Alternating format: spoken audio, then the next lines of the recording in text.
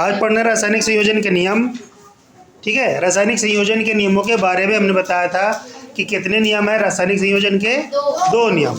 पहला द्रव्यमान संरक्षण का नियम और दूसरा स्थिर अनुपात का नियम। तो सबसे पहले पढ़ते हैं द्रव्यमान संरक्षण का नियम। ठीक है, क्या है? द्रव्यमान संरक्षण का नियम।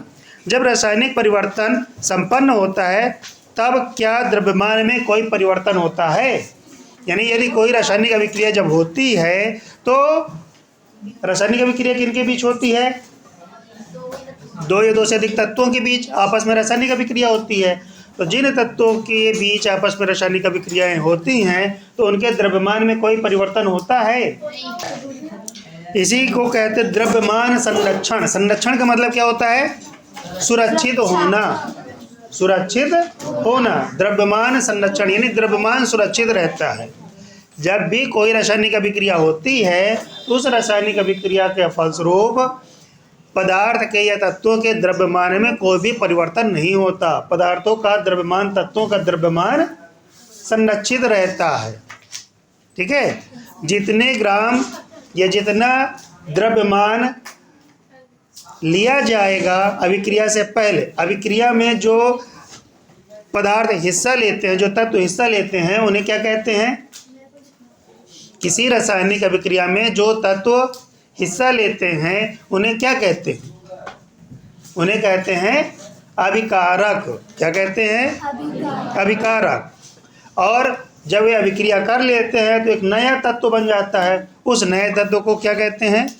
उत्पाद या क्रियाफल। क्या कहते हैं? उत्पाद या क्रियाफल।